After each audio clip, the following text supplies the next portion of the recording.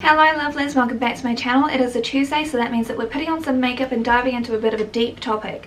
Now I want to preface this video by saying that 1, I am not a psychologist, and 2, I am not qualified in any way to talk about psychological issues or actually try and diagnose people. All I'm actually doing here is, this is because I've been working on some stuff at work. If you don't know, I'm an executive assistant and we've been working on the concept of psychological safety. I will not go into details about what we've been doing there, but when I've seen Swell Entertainment, so Amanda from Swell Entertainment, she came out with a video recently, and then yesterday Tiffany Ferg actually came out with a video as well, and I had a light bulb moment during Amanda's video for Swell Entertainment, and I was like, this is everything. So what we're going to be doing is we're going to be talking about psychological safety and the lack thereof in the online content creator space, and the impacts that has on people, and how it is, in my opinion, one of the key reasons why people are struggling with so many mental health issues. I want to have a trigger warning across this entire video. We are going to be talking about deep mental health issues, so if you are not able to handle any of these topics, please click off. Your mental health is way more important than a view on my video. I want you to be able to take care of yourself, and if this will harm you at all, don't watch it. Watch it when you're able to, or just watch something else that is like more fun and fancy free. But of course come back next time, because we're going to be talking about talk shows next week and the impacts that they had. Let's dive straight into the topic. I've got all of my resources linked below, along with some studies which are very useful, and all of the products that I use on my face are cruelty free, vegan, and not owned by parent companies that test on animals. If I sound weird or if I look puffy, I actually have a cold right now and I really need to stop talking because everything hurts and I need to lie down. Don't worry if you see my hand. I will have a video on the ganglion surgery as well for anyone else that has to go through what I went through. In my opinion, one of the key reasons that content creators online are suffering so much and are so vulnerable to things like burnouts and psychological distress is because of the lack of psychological safety and trust. First, we need to address what actually is psychological safety, because if you're anything like me, you don't really have any clue about it. According to Wikipedia, psychological safety is being able to show and employ oneself without fear of negative consequences of self-image, status, or career. It can be defined as a shared belief that the team is safe for interpersonal risk-taking. In psychologically safe teams, team members can feel accepted and respected. So basically, psychological safety is that feeling that you can put your ideas out there, your thoughts, your opinions, basically that you can just be yourself and you'll be supported through that, and you'll be in a safe space because of it. Does this sound like the internet to you? So you may have actually noticed a key phrase in that Wikipedia article, which is the word teams. Psychological safety is often a term used that is describe a working environment in a workplace, which is why I came across it, of course. And with these content creators, because they're working alone, they're working in this tiny workspace, but it's also part of a bigger workspace, because say for example if you're on YouTube, if you're on Twitch, whatever content creation platform, it's part of this bigger workplace, you can kind of categorize it as. So I'm also talking about trust here as well, because trust gets applied on a more personal level. It tends to be between like two people, and well, that's one of the ways of interpreting it. Because the thing is that having trust as an individual means all of the same things as having psychological safety. So this is actually from Psychology Today, a website that I probably frequent a bit too often. Trust shows itself as 1. Trust is a set of behaviours such as acting in a way that depends on another. 2. Trust is a belief in a probability that a person will behave in certain ways. 3. Trust is an abstract mental attitude towards a proposition that someone is dependable. 4. Trust is a feeling of confidence and security that a partner cares. 5. Trust is a complex neuroprocess that binds diverse representations into a semantic pointer that includes emotions. What is it with like the over-intellectualization of like theories? Like, this video from Shanspeare goes far into that, and I really do recommend it. Content creators are typically alone. You work by yourself, you edit by yourself, you write scripts, you look up things, you fact check, you do all of this stuff all completely by yourself. And then you put out a video, an article, a piece of artwork, a song, anything like that. This of course leaves yourself vulnerable to the algorithm gods that rule us. By the way, please subscribe and like and comment. And worse, public opinion.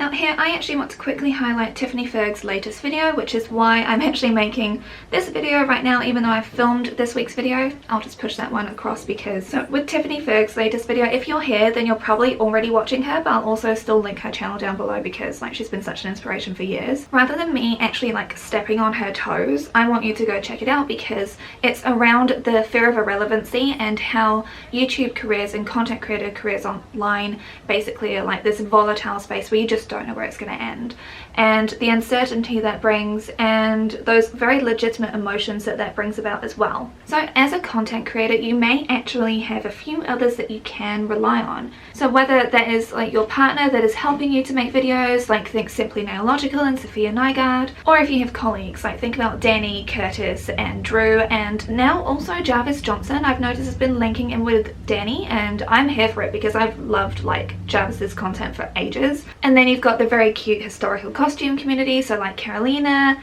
Bernadette, Rachel and Abby. However, we do have an issue here in the fact that this is normally like one friend in your real life or your partner in some cases, or it's actually like just a few that are dotted around the world, like in an internet sort of colleague space. And of course, like with online content creation, this is not all of the people that this goes out to, because this goes out to strangers on the internet, and you never know what toes you're going to step on. You never know exactly what ramifications you're going to actually get from putting something out there. Especially as your platform gets bigger, you get more and more vulnerable. So I've actually already talked about all of the terrible things famous people have done just up here, but the thing is that I was only focusing on celebrities there because I really wanted to highlight the thing that they actually have massive teams behind them. So they actually work on big projects which involve multiple people, and they have these networks that are already built behind them.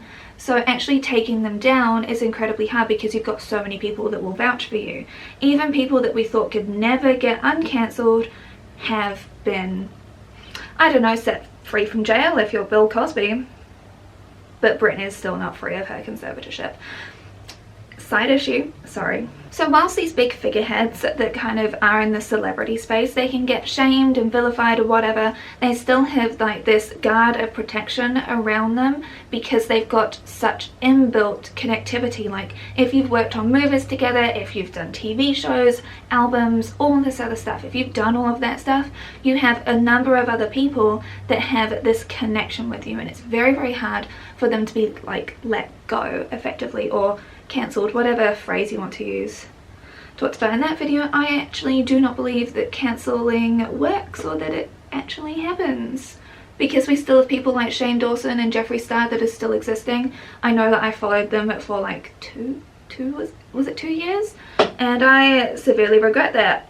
But you know, again, people can learn, change and grow. Not that either of those two have. So really, as a content creator, it is just you. All of the focus is on you because there is literally no other barrier to entry. Like you've got all these actors and stuff that have agents, directors have like companies under them, like you can never really get directly through to them. I'm sure that people will say, oh, but with the internet you can directly tweet at them, and I'm like, yeah, but it's not in the same way that content creators online actually have to navigate life, because you are seen as to be just like everyone else, because that is how you're marketed, because of like the benefits of parasocial relationships and everything. So people feel like they are your friend or your enemy, and that you are very easy to reach. They can find out information about you more easily because people tend to share a lot more online. By the way, PSA to anyone out there that may be doing this already, please do not share where you work online, do not share where you live online. When you're out and about, do not go sharing where you are when you're actually there. Regardless of like the size of your social following or if you're just a regular person, it's just a dangerous thing to do. I really do recommend that people keep that stuff severely locked down, as private as possible. And so like I said, because it is just on the one content creator, you are the person that people are going to come to and attack you, whether that is emotionally, psychologically or even physically. Or worse, have your revenue stream cut off completely. Being a content creator is honestly a very precarious job. Now like I said, Tiffany Ferg goes into this, a lot of people talk about this as well. So basically it involves being in a state of constant creativity. Now I don't know if anyone knows about what it takes in order to be creative, but typically you need to have a lot of time to be able to think about a wide range of things and mull over ideas and all of that. However, algorithms actually favour fast, quick content creation. You have to post all the time, which is why you can't really take mental health breaks, like when I had my mental breakdown before, like when we were trying to buy a house and like we were shifting from basement to basement and dealing with a huge restructure at a workplace. I had to take 6 months off, and it really significantly affected my YouTube like views and people even coming back to my channel. So it's taken a lot of work to start to build to get some traction on here again, because the algorithm, despite what Susan may say, actually does really attack smaller content creators and in other ways as well. As well as having to know all of the news that is going on literally everywhere. Admittedly, only really like the clickbait worthy stuff, but you still have to be aware of it, along with like all of the other key content creators that you need to be aware of. You need to be an effective and fast reader and researcher. I'm using the word research here loosely because I've talked about this in the past. I've shared it on my Instagram stories. Like, you're not actually conducting research, you're just gathering information and drawing some conclusions from it. You're not actually conducting your own research. And of course, like I mentioned before, you have to be constantly producing because these algorithms absolutely do demand it. It's only if you get to a certain size where you're like a big enough powerhouse with a few 100,000 followers, even maybe not if then, that you can take like maybe a week, maybe 2 weeks off. But everyone else, if you don't, then like you notice your views plummet. So if me discussing all of that gave you like this mild sense of like anxiety and panic, think about how it is for people that are making content as a full-time job, because that is just a snippet of the daily panic, let alone all of the emails that you're constantly getting, all of the messages and DMs that you're getting, all of the comments that are telling you that you should do X, Y, and Z, whether that's in a positive or negative light. Even my perspective now, I am not earning money from this. Like you can tell from my numbers, I'm not earning money from this.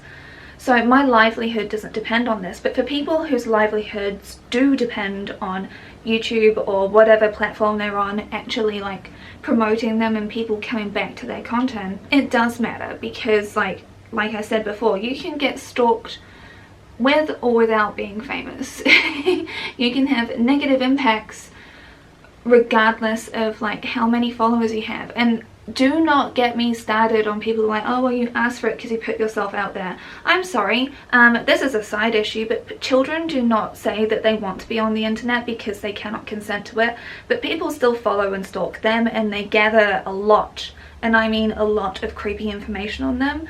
So don't go telling me that everyone actually consents to putting themselves out there and they're asking for people to be actually stalking them, because that is 100% not the case. Please don't put your kids on the internet, I'm begging you, oh my god. So none of what I was really saying was actually taking into account like the bullying, harassment, death threats, and just people telling you to go kill yourself. So we're not even on about like the level of evil that like Creepshow Art went to for Emily Artful and other content creators, because like this isn't even to like the revenge porn nature and the constant harassment and stalking, which is what Emily Artful suffered through because of Creepshow Art. So someone can actually be on the same platform of you, effectively in the same workplace, and you're not safe from them. They can still attack you and take you down. Now when you're in a business place, like a traditional 9 to 5, even though it's really 8 to 6 job, you've got like some form of HR protection, but in online content creation you have none of that. And the thing is that they can actually also have an army of people that believe in them no matter what, and they will go and do their bidding no matter what as well. And if they decide, they can turn completely against you. So you have like a major power imbalance combined with a fickleness around all of this. And of course like the fickleness of your entire career on the internet too. So you add in all of those issues I was talking about with the will of the public and the fact that like you don't know that your friends will or will not betray you, because we've definitely seen that very recently with things like frenemies, and of course like they can vouch against you in public too. So all of this will create an absolute lack of psychological safety and of course trust as well. So after all of this, I am 100% not surprised that so many content creators have been diagnosed or have feelings of anxiety and depression. When you have a lack of psychological safety, it can lead to a lot of different things depending on the mental health state of the person, depending on the environment, depending on exactly how unsafe they are and how they react to stress. I want you to think about all of these symptoms and how often you've actually heard creators in their vulnerable moments say that they've actually felt these things. Feeling alone and lonely, which are two separate feelings, fear of going to work or creating content, being unable to sleep, feeling ashamed, shutting down and not being able to quote-unquote produce content, dealing with brain fog and unable to think clearly, high stress levels, feelings of anxiety, unable to speak up about issues for fear of judgment or having a more powerful person than you take you down, being disengaged and unable to be creative. How many times have you actually heard your favorite content creators say any of those things that they're struggling with, or read articles about it, or just heard people in general in workplaces talk about it? Like I said, that's quite a separate issue with psychological safety in the workplace, but the symptoms are very much the same. Because when you actually take a step back and look at the systems that are in place, I'm just not surprised. Disappointed, but not surprised. So I really want to highlight the fact that there is a lot of imposter syndrome. Now, I've seen this in all of the workplaces I've ever worked at, and then also I see this a lot in online content creators, especially as like they gain more popularity, they almost feel like they don't deserve it. Imposter syndrome, like I shouldn't be diagnosing things, and I'm not trying to, I'm just saying like I think that there could be some imposter syndrome that is actually being felt. The support that you actually get as YouTubers, you get one email per month, which is like your online content creator like little connection moment where they're highlighting things that you can do to boost engagement. Basically be a machine. Like literally none of this is actually a support network for content creators. I don't know what they give you on TikTok. I don't believe that you get anything on Instagram, or if you're a Facebook content creator, I don't really know what you get on there. And same as with Twitch. So for YouTube, for example, unless you're absolutely one of the top 1% of content creators, you do not actually get a direct line to YouTube to say that something's gone wrong with your channel or that you're dealing with an issue or something, because it's only like the top players that get this contact who is like their YouTube representative, so to speak, so they can tell this person the problems that are happening and then they go through to YouTube. For the 99% of everyone else, if they're dealing with issues, whether that's harassment, bullying, whatever it may be, because there's many issues that can happen just from being online, you have to effectively tweet at them in the hopes of getting a response, because finding ways to actually directly communicate is near impossible. And basically, if you don't have someone that is in a more powerful position, like there was of course a story with the person whose channel had been completely taken over, and Shane Dawson, back when he was popular, he spoke up to YouTube on Twitter, and then that was when they were actually like, oh yeah, we'll get right to it, we'll resolve it now. It was only when someone with a bigger platform spoke up and said, hey, this is not cool, like you need to fix this, that something actually happened. So for everyone else, you're left in like this world of individualism. You create your own success and you make us money, and that's what we want. So it's a very unsafe, unsupportive place for content creators in general online. And of course, everything that I've actually just raised doesn't even go into the fact that a lot of content creators that are online now, in particular on TikTok, are actually of the age where their brains have not fully developed, because your brain fully develops by the time that you're around about 23, 24, 25. So it's like we've had Charli D'Amelio that has actually been raising like the amount of online harassment that she's received from the age of like 15, 16. And then we've got so many others that, like, rattling off all of the names would just be like, it's basically every teenager that is online. To me, this is a whole other subsection of disturbingness, which really does require a lot more studies to be done on it, because like the psychological impacts of infants, teenagers, children being online, I think is definitely an area where we're going to see disturbing repercussions in the future. Since I'm such a solution siren, what are the actual solutions to all of these problems that I've just been raising? Well, it's complicated. The platforms are at the will of the people and the advertisers, and of course, let's be honest, you've got racist and ageist algorithms, we've seen enough of it to know it's true, kind of running everything. A space that creates psychological safety and trust is nearly impossible. This is why like people need to be able to create their own sense of psychological safety, psychological well-being, and their own sense of like self and trust within themselves. Now, this is a much harder task to do, obviously, for very obvious reasons, because in order to create psychological safety, you kind of actually need to have a full-on workplace of systems in place and people that are actively working to help you, as opposed to put everything on the individual. So it's like, how do you actually create a supportive network where you can share ideas, be wrong, be corrected, change minds, have these sort of open conversations? Whilst people talk about wanting to be able to have that on YouTube, there is still very much like this echo chamber of algorithms. And so I know that a lot of people, even Tiffany Ferg, a lot of people really like to move on to Patreon, because on Patreon you can know like who your true fans are. You can obviously get like a little bit of money from it as well, and that's kind of more guaranteed. And you can have like this more one-on-one creator to viewer, participant, parasocial relationship thing going on there. And whilst I think that that is honestly a really good thing, I'm also quite wary of echo chambers, because the algorithms that are in place literally all over the internet, like when I Google something, different results will come up for me than for someone else. That's quite scary. Making sure that you're still exposing yourself to other sources and things that you do not agree with is also very important, whilst I do fully understand the need and want for Patreon, as well as the fact that getting your money from an online platform is a tricky situation, because you never know how much you're going to get. You need to basically have like really high resilience, a strong sense of self, courage of conviction, and believe in what you're creating. Elle Woods was so right with her final speech.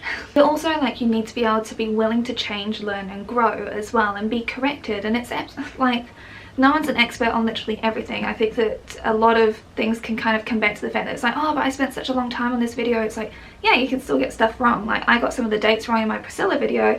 I still stand behind like the messages that I came out with for the video, because I'm more of a holistic viewer as opposed to a very minute detail person anyway. That's just my personality type. So it's like, I still agree with all of the broader themes that I brought up, but I've got stuff wrong, and it's okay to get stuff wrong. It's totally fine. It's normal. It's human, you could even call it. The algorithm doesn't favor people that aren't consistently creating brand new content, which is very creative and very fresh and keeping user engagement, keeping people on the platform so then they can play more ads and earn more money for their shareholders. So it's like, in order to have all of like this psychological well-being that you're creating yourself, how are you meant to do that when you are a content creator as well? So I've mentioned before, I'm an executive assistant, so I work full-time and I do this as well. Each video can take me 20 to 30 hours to do, sometimes 40 depending on how like in-depth I have to go for it. About 80 hours a week for that, also looking after the house. How are content creators actually meant to be able to do all of this stuff as well as have healthy coping mechanisms? Not everyone can afford a therapist, not everyone has access to a therapist. In the Vox article they said that these platforms should also be like giving these people free therapy, and like they mentioned, that's kind of like, it's putting like this patch solution to a problem that's been created by them. It's a bit like with the whole Khloe Kardashian bikini picture thing. It's like, you created the problem and now you're, you know? So really, ultimately, the system needs to change as a whole, but I don't really see that happening. All I can really recommend is having things outside of internet life that can kind of ground you.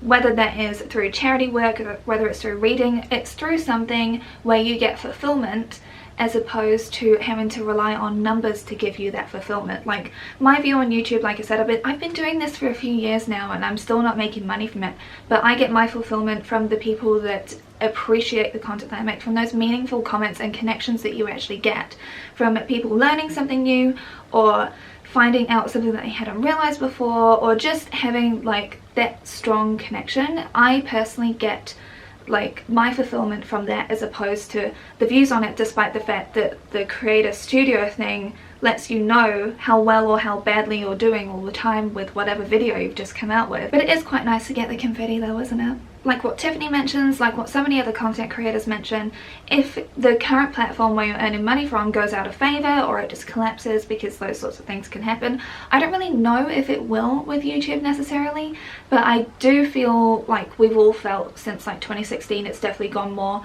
in skew of like the corporate content, less broadcast yourself and more broadcast the people that pay us money. Also, I do believe that there is something to be said for praising people like Christine from Simply Nailogical, who still has a full-time job even though she cut her hours down because she's effectively running 3 businesses. There is still something to be said for having a real job along with like content creation. Now, I think that everyone here knows that I do not agree with the way that the current system around work works, because I've already made videos about it and voiced my very valid concerns about it, but I still think it's not something that people should feel ashamed about if you're still having to work a full-time job. Because the thing is that we're living in a capitalistic world, and in order to survive you have to make money. And sadly, trying to rely on streams of revenue where you do not know when your next check is coming or how much you'll actually be earning from that, I understand the need for actually having a solid paycheck come in. Not that the conditions are great either way. I think that we need to have more compassion for each other as well that we disagree with. Like, I get some gross comments on my channel, I get some very critical comments on my channel, I've been told I should go kill myself. The thing is that it's like trying to understand why people are acting that way. I know this puts a lot of onus on the victim, and that's, quite honestly, I don't like that. But the thing is that having more compassion for each other, if I see someone making content and saying something that is incorrect, I'm like, I love this, and also like there's this other thing that you may want to like look into as well, because this part of your video is actually incorrect. Here's this resource to help you with that, as opposed to just being like, oh, you blah, blah, blah. But as opposed to like just abject hatred from behind the safety of a keyboard. Like, I think that if we actually treated people the way it would want to be treated in real life, then that would be a lot better. I feel like that girl from Mean Girls. Even go here. But yeah, giving people that space to change, learn and grow, I also think is very important. Like I've mentioned before, you can always like give people the resources, but if they're not going to change, if they're not going to realize that there are things that exist outside their tiny little bubble of a world, there's nothing much that you can do about it. Like, leave them in their corner of hate. Be grateful in the knowledge that your life is so much better than theirs. That's kind of the way that I've gotten through stuff, shall we say. And also maybe take some time to like just get outside, smell the roses, smell the flowers, or of course in my case just look at the weeds that are in your garden, because those are the only flowers that we actually have. But I would be really keen to hear your thoughts on all of this. If you made it all the way to the end, I really appreciate it. Please leave a little light bulb, because this hopefully gave you a bit of a light bulb moment, the same way it did me when I was coming up with this idea. And I will see you all lovelies next Tuesday for a new deep dive. I've already got next 2 videos sorted out, because I'll be talking about talk shows and the mindsets that they actually have input in people, which has led us down a pretty bad garden path, shall we say. So I've got one on the adults, and I've got another one all focusing on the children and what I consider to be the main victims of these shows. So if you're interested for that, please subscribe. I know I've given you a lot of call outs to subscribe, but please look at the graph again. I really appreciate you spending time here, and I'll see you lovelies again very soon. Maybe on Sunday with a review video. I don't know, it depends on how much I can handle. I need to have a lot of tea and to not talk for the rest of the day now, because this cold does not like me. Thank you again, lovelies. Bye. In my opinion, because I can't believe I can't say this. And no, I'm not styling my hair because I still can't grip things, okay? We're just having to deal with the most vanilla hair that I can do, which is just brushing it. What do you think? What do you think? I just got this top and I'm like, I always feel like I should just get rid of this whole thing, huh? What do you think? Let me know.